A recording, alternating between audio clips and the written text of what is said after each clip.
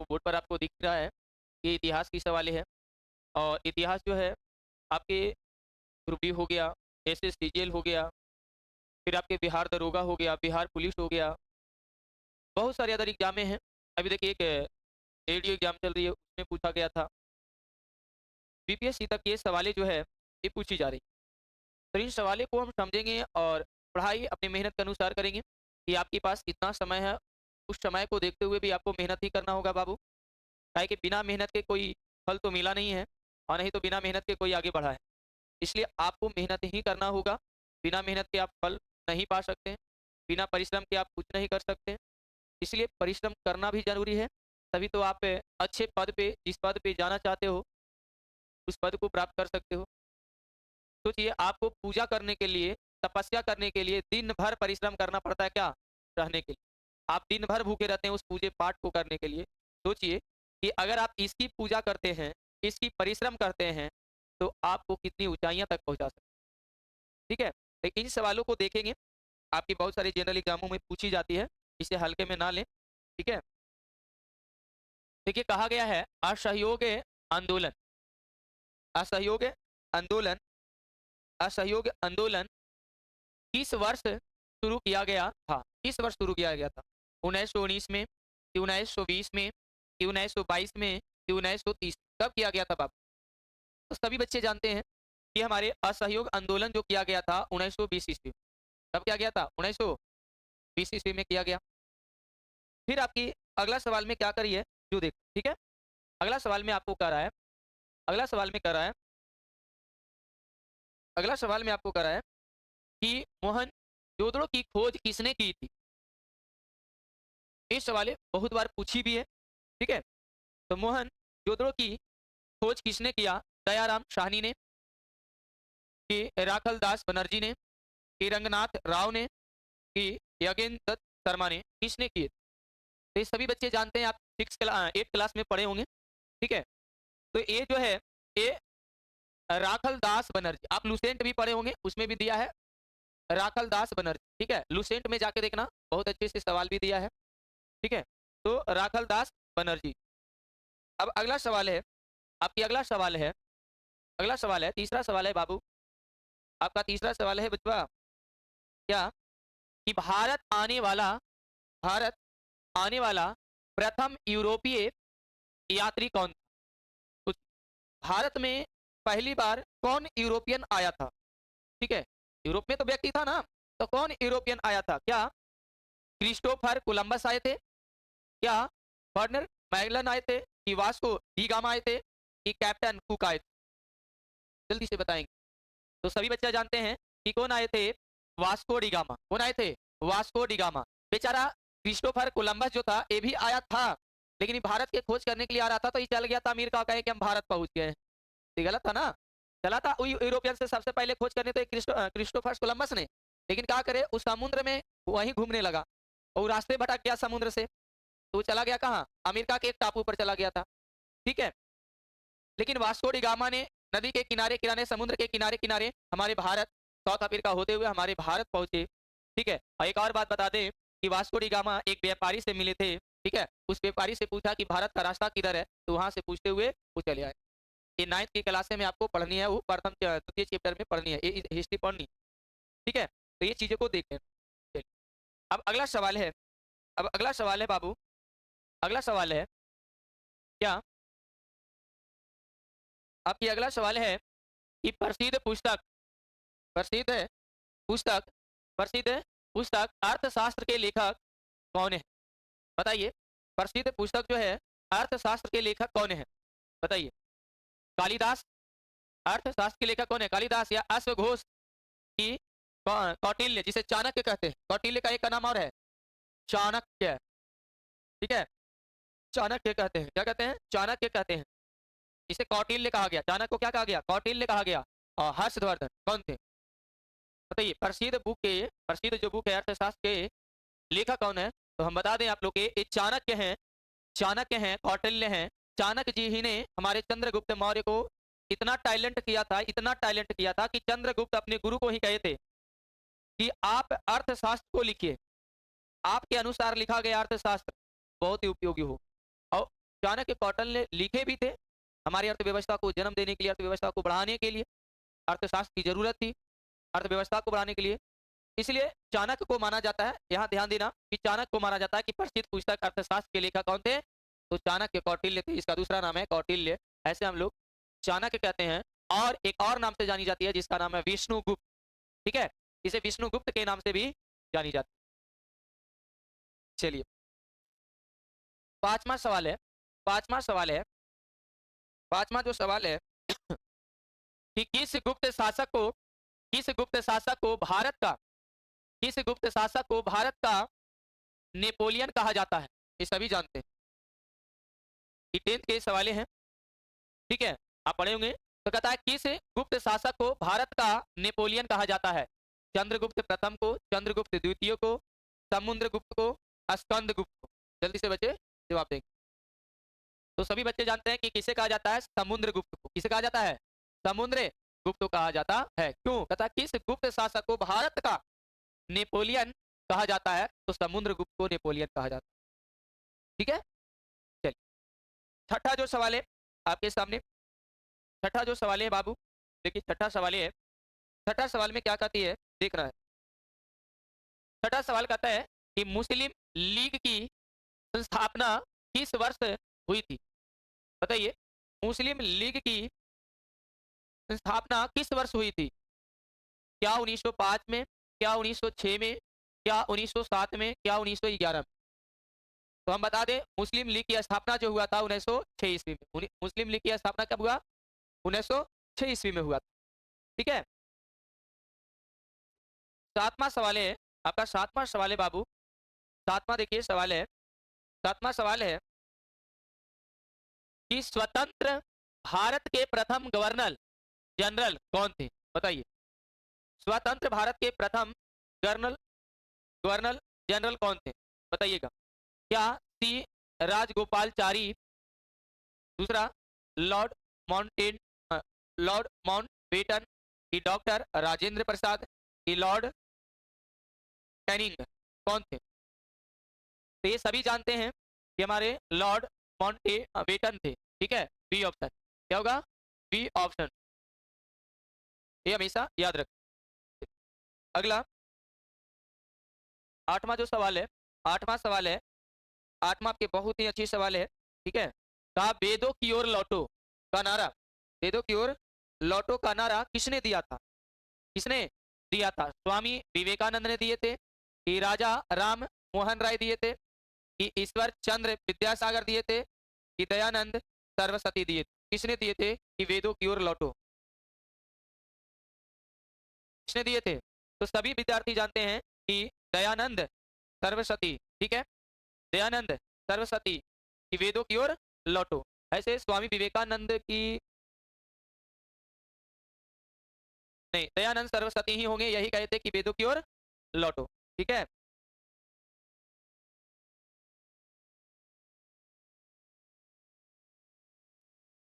चलिए इसमें कहा गया कि लोधी वंश का अंतिम शासक कौन था, लोधी वंश, लोधी वंश के शासक कौन था, ये आपकी 7th क्लास में शायद होगी, ठीक है, हिस्ट्री पढ़ोगे तो। लोधी वंश का अंतिम शासक कौन था, बहलोल लोधी, बहलोल लोधी, की सिकंदर लोधी, की इब्राहिम लोधी, की दौलत खां लोधी। जल्दी से बताएंगे लोधी वंश के अंतिम शासक कौन था। अंतिम शासक तो हम बता देते हैं इब्राहिम लोधी था। कौन, इब्राहिम लोधी था। लेकिन प्रारंभिक शासक कौन था, बहलोल लोधी, याद रखना बहलोल लोधी। अब अंतिम इब्राहिम लोधी, ठीक है।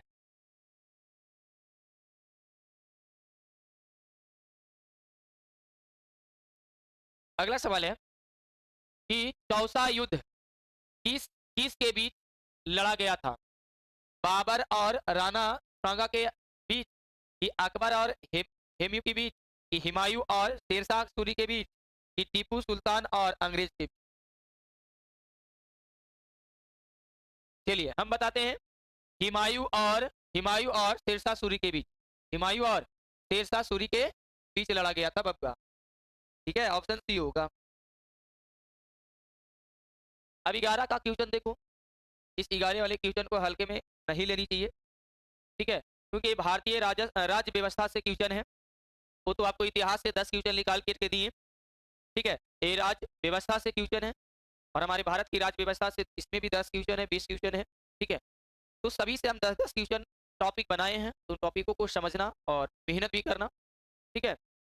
देखिए अगला है कि भारतीय संविधान में समानता का अधिकार किस अनुच्छेद में वर्णित है? बताइए, समानता का अधिकार किस अनुच्छेद में वर्णित है?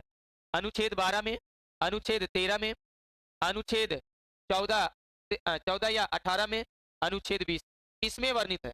तो सभी विद्यार्थी जानते हैं कि यह समानता का जो बताया गया अनुच्छेद 14 से 18, 14 से 18 माने 14 से 18, ये समानता के बारे में चर्चा की है, कि समानता का अधिकार की चर्चा की है, ठीक है। चलिए अगला है, आपकी अगला प्रश्न है बाबूगा 12 की जो सवाल है, इन सवालों को समझना कि 12 की सवाल क्या है, देखना। कहता है कौन भारतीय संसद के अभी अभिन्न अंग है? अभिन्न अंग है, अभिन्न अंग तो क्या कौन है? लोकसभा और राज्यसभा, राष्ट्रपति और लोकसभा, प्रधानमंत्री और मंत्रिपरिषद, राष्ट्रपति, लोकसभा, राज्यसभा।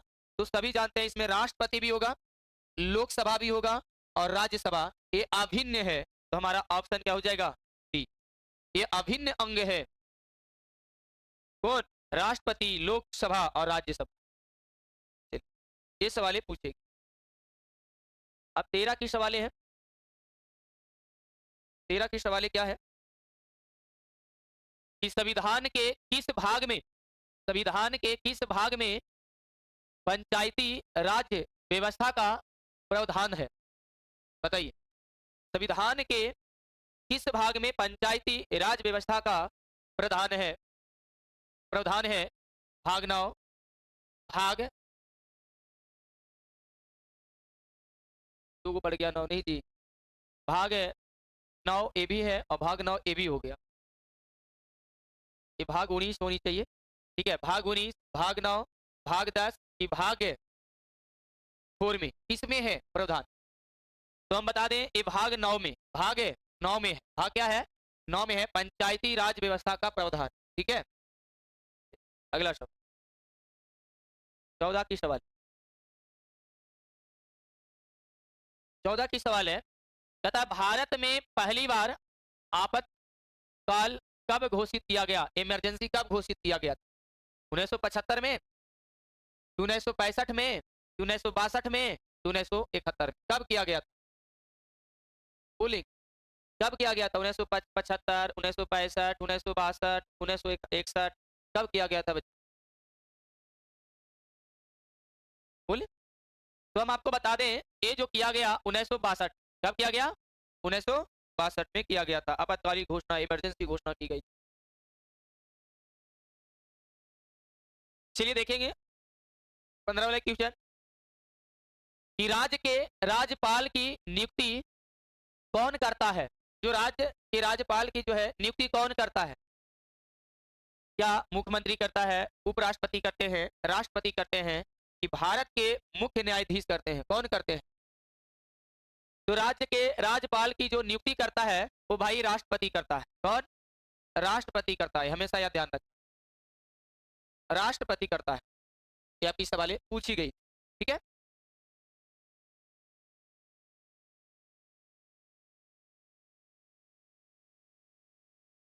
अगला सवाल है कि भारतीय संविधान को बनाने में कुल कितना समय लगा था?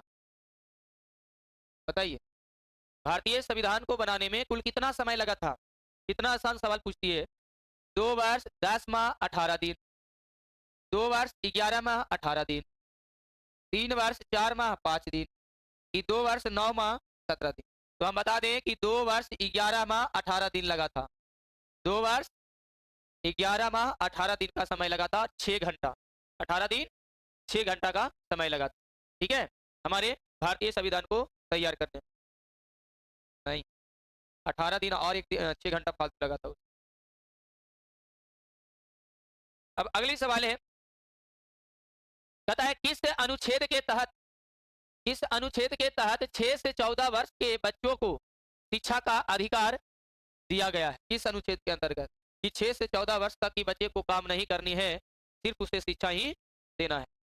अगर उसे काम कराया जाएगा तो उसकी माता पिता के अपराधी मान करके उसे जेल में डाल दिया जाएगा। एक कानून के थ्रू बनाया गया कि 6 से 14 साल के बच्चों को काम ना कराएं, सिर्फ क्या शिक्षा उसे दें, शिक्षा पढ़ाएं। इस अनुच्छेद के अंतर्गत बताइए, बताइए अनुच्छेद 20, अनुच्छेद 21, अनुच्छेद 21A, अनुच्छेद 25, बताइए। तो अनुच्छेद 21A ये पॉइंट में एक बीच में बताया गया अनुच्छेद 21 के अनुसार, 21A के अनुसार, ठीक है। 18वां सवाल है आपकी।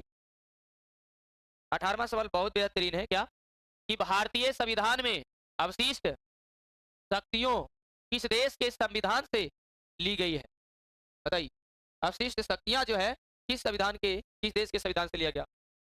ऑस्ट्रेलिया, जर्मनी, कनाडा, दक्षिण अफ्रीका। तो ये जो लिया गया बाबू एक कनाडा देश के संविधान से लिया गया था, ठीक है। अगला सवाल है बाबू, अगला सवाल है 19 का जो सवाल है तो देखिए 19 की सवाल क्या कर रही है, उसे देखना कि 19 की सवाल में क्या बताई जा रही है। 19 की सवाल में है कि लोकसभा में सदस्यों की अधिकतम संख्या कितनी हो सकती है, बताइए। 545, 550, 552 कि 543? मेरे प्यारे बच्चे जल्दी से जवाब देंगे कि क्या होगा। तो सभी बच्चे जानते हैं कि हमारे लोकसभा में सदस्यों की संख्या जो होती है 543 होती है, ठीक है। तो इतना सिंपल सवाल आपके ग्रुप डी में पूछी जाएगी। तो क्या बात है, कहता है धन विधेयक अर्थात मनी बिल को कौन प्रमाणित करता है? मनी बिल को कौन पारित करता है, प्रमाणित करता है? कौन प्रमाणित करता है मनी बिल को? राष्ट्रपति, वित्त मंत्री, प्रधानमंत्री की लोकसभा के अध्यक्ष? कौन करता है? तो मनी बिल के जो पास करता है बाबू वो लोकसभा अध्यक्ष करता है, लोकसभा के अध्यक्ष करता है, ठीक है। कौन करता है?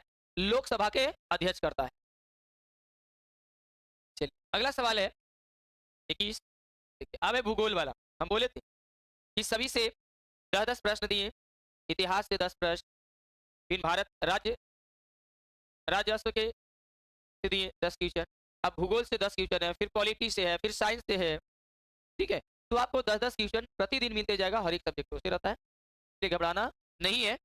आप इसे पढ़ते जाइए, अभी एग्जाम में हो सके आ जाए, कोई भी एग्जाम में आ सकती है सब सवाल। इसमें कहता है भूगोल, ज्योग्राफी से क्या सवाल है तो देखना। ज्योग्राफी सवाल है कि भारत का मानक समय रेखा कितने राज्यों से होकर गुजरती है, बताइए। कितने राज्यों से होकर गुजरती है? 4, 5, 6, 7। मानक समय रेखा कितने राज्यों से होकर गुजरती है? तो 5 राज्यों से होकर गुजरती है, ठीक है। 22 की सवाल है, 22 की सवाल है, कहता है दक्षिण भारत की सबसे ऊंची चोटी कौन सी है? दक्षिण भारत की सबसे ऊंची चोटी कौन सी है? ये 9th क्लास की ज्योग्राफी में पढ़नी है, शायद वो दूसरा चैप्टर हो, ठीक है, उसमें पढ़नी है। कहता है डोडा बेटा, अनाई मुड्डी, महेंद्रगिरी या गुरु शिखर? जल्दी से बताएंगे। तो अनाई मुडी क्या होगा? अनाई मुडी दक्षिणी भारत की सबसे ऊंची चोटी है, अनाई मुडी।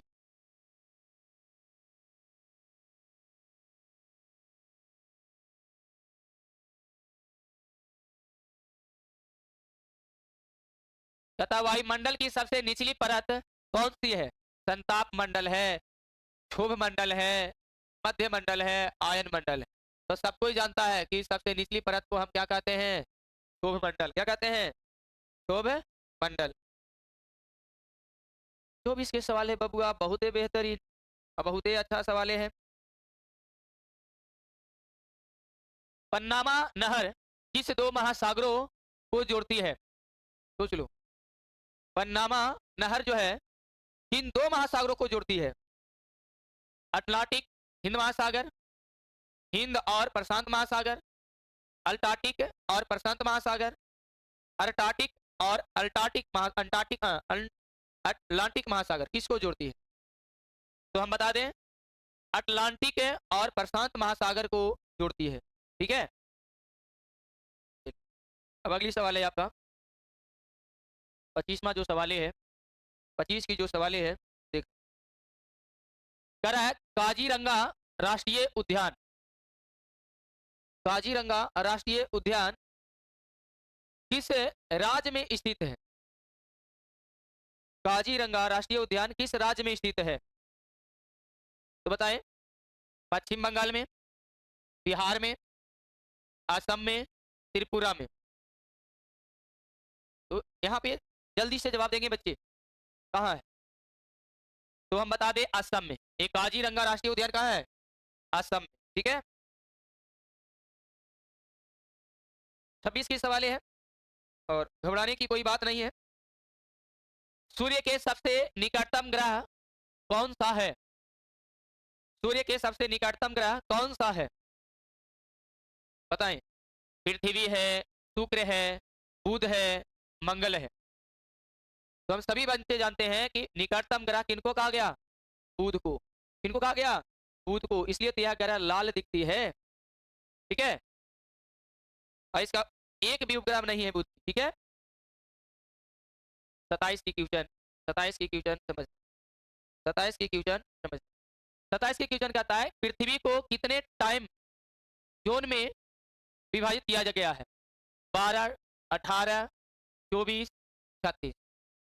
टाइम जोन किसे कहते हैं? तो भाई सब कोई जानता है ये 24 आवर का 24 घंटा के दिन और रात होती है। ठीक है, तो वही टाइम जोन है 24 घंटे। ठीक है, 28 की सवाल है,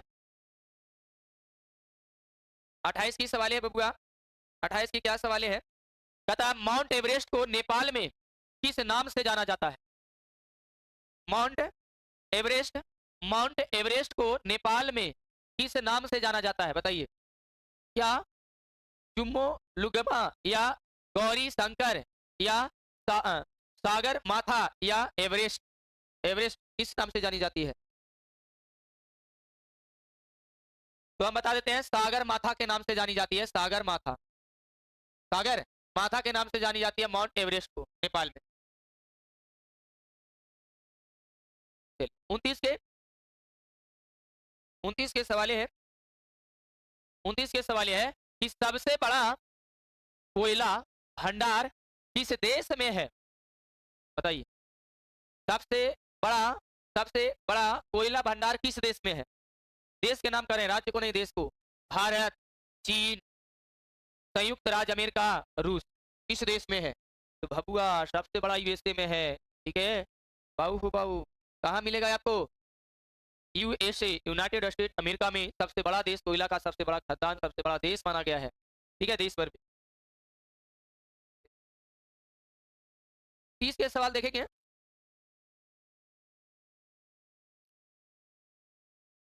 30 की सवाल क्या है और क्या कहती है? कहता है भारत की सबसे, भारत की सबसे, भारत की सबसे, भारत की सबसे बड़ी मानव निर्मित झील कौन सी है? मानव निर्मित, जो मानव निर्माण, क्या? चिल्का झील, डल झील, बुलर झील की गोविंद बल्लभ पंत सागर झील? कौन होगा? तो सभी कोई जानता है गोविंद बल्लभ पंत सागर, गोविंद बल्लभ पंत सागर ये सबसे बड़ा झील है जो मानव के द्वारा निर्मित किया गया। तो सभी मानव के द्वारा ही निर्मित किया गया जो अभी झीलें है दिख रहा है। तो इसमें सबसे बड़ा, सबसे जो है यही है बड़ी झील, डी ऑप्शन।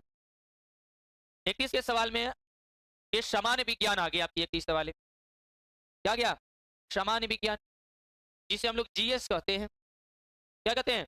जीएस कहते हैं। तो इस जीएस को समझेंगे, इसमें है क्या? कहता है मानव शरीर में रक्त बैंक, जिसे ब्लड बैंक किसे कहा जाता है? मानव शरीर में रक्त बैंक किसे कहा जाता है? हृदय, यकृत, पलिया, किडनी? तो ब्लड बैंक ब्लड जो कहा जाता है पलिया को, किसे कहा जाता है? पलिया को।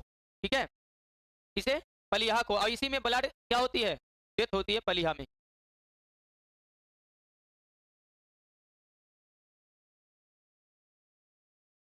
अगला सवाल है, आगे क्या कहता है से सुनो।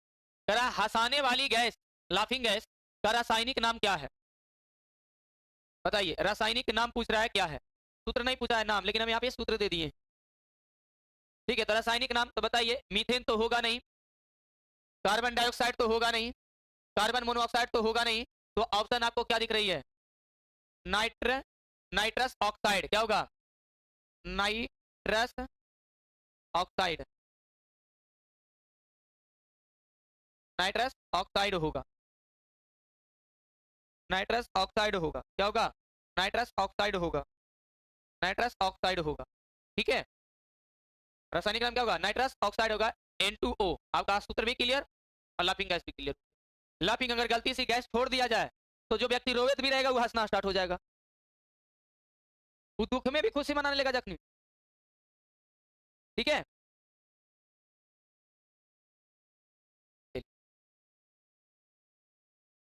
33 का क्वेश्चन है। 33 का क्वेश्चन क्या है? किस विटामिन की कमी से रतौंधिया रोग होता है?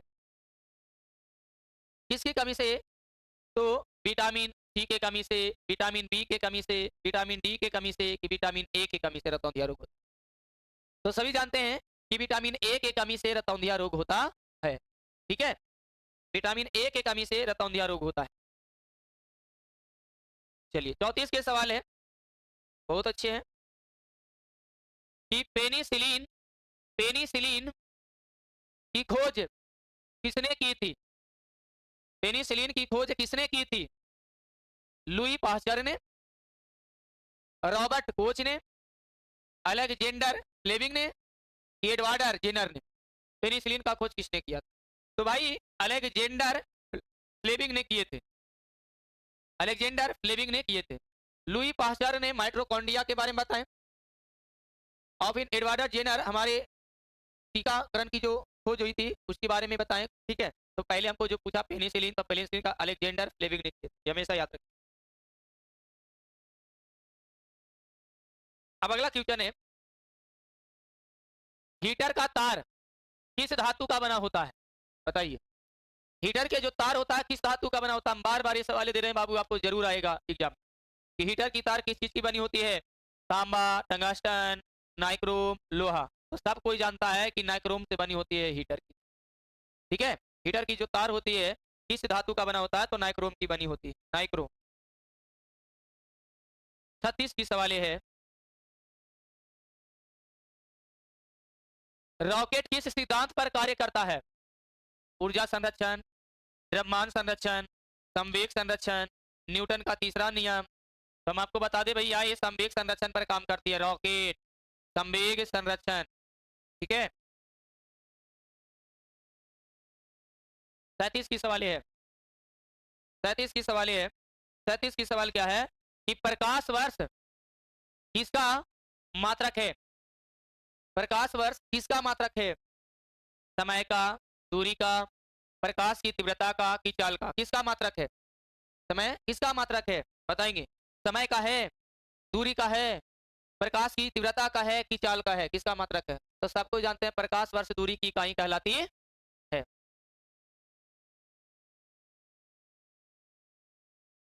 चलिए, ये बहुत बार आप लोग ध्वनि चैप्टर में पढ़ते हैं कि ध्वनि की चाल अधिकतम किस में होता है? ध्वनि चाल अधिकतम किस में होती है? गैस में, द्रव में, ठोस में, निर्वात में? तो भाई ठोस में जैसे लोहा ले लो, उसमें ध्वनि की चाल सबसे अधिक होगी, तो ठोस में अधिक होता है। ठीक है, तो ऑप्शन सी होगा। देखियो 39 के सवाल बबुआ, 39 के सवाल देखिए, 39 के सवाल, 39 के सवाल क्या कहता है? कि पौधों में जल के परिवहन के लिए कौन सा ऊतक जिम्मेदार है? पौधों में जल के परिवहन के लिए कौन सा ऊतक जिम्मेदार है? फ्लोएम, कैबियम, जाइलम, वसा ऊतक। तो सबको जानता है जिम्मेदार जल का जिम्मेदार जाइलम ही होता है, अब भोजन का जिम्मेदार फ्लोएम होता है। ठीक है, जल का जिम्मेदार कौन होता है? जाइलम होता है, तो ऑप्शन सी हो जाएगा। चलिए 40 की सवाल आपको क्या कहती है, तो देखो मेरे प्यारे बच्चों, इधर ध्यान दो। कहता है आधुनिक आवर्त सारणी का आधार क्या है? आधुनिक आवर्त सारणी का आधार बताइए क्या है? परमाणु भार, न्यूट्रॉन संख्या, परमाणु संख्या, संयोजकता संख्या, क्या है? परमाणु भार है कि न्यूट्रॉन संख्या है कि परमाणु संख्या है कि संयोजकता है, क्या है? क्या होगा? तो सभी बच्चे जानते हैं कि जो इसमें भार है परमाणु संख्या, सिंपल कहता है परमाणु संख्या के आधार। आधुनिक आवर्त सार 41 का आप क्वेश्चन देखेंगे, ये हमारे अंतर्राष्ट्रीय से विश्व स्तरीय पर की चीजें है। अब जो 41 से स्टार्ट होगी, जैसे अंतर्राष्ट्रीय न्यायालय का मुख्य न्यायालय कहाँ है? न्यूयॉर्क में, लंदन में, द हेग में कि जेनेवा में? तो भाई देहांग कहीं पर होता है, कहीं पर द हेग होता है, तो द हेग में है। कहाँ है? द हेग में, अंतर्राष्ट्रीय। कहाँ है? अंतर्राष्ट्रीय। अब देखिए आपका 42 का सवाल है, क्या करिए देख लो, पहले समझ लो, समझ में बहुत अच्छी आएगी कि भारत के पहले मुख्य चुनाव आयुक्त कौन थे? टी.एन. शेषन, जे.एम. लिंगदो, कि सुकुमार सेन, कि सुनील अरोड़ा? कौन थे? तो सुकुमार सेन थे, सुकुमार सेन। 43 का क्वेश्चन, नोबेल पुरस्कार कितने क्षेत्रों में दिया जाता है? 5, 6, 7, 8? तो भाई 6 क्षेत्रों में दिया जाता है नोबेल पुरस्कार। हमेशा याद रखना, 6 क्षेत्रों में नोबेल पुरस्कार दिया जाता है। यूनेस्को का मुख्यालय कहाँ स्थित है? वियना में, रोम में, पेरिस में, ब्रुसेल्स में? तो भाई पेरिस में। कहाँ स्थित है? पेरिस में। क्या सबकी छोटी छोटी क्वेश्चनें थी। 45 के देख लो बबुआ, 45 का।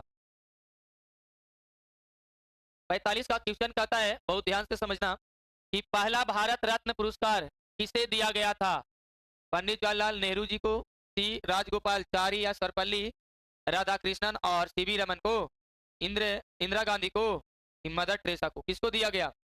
तो भाई हम बता देते हैं, इन तीनों को दिया गया। सी राजगोपालचारी, सर्वपल्ली राधाकृष्णन और सीवी रमन को एक बार में तीनों को दिया गया था। सोच लो, तीनों को दिया गया भारत रत्न।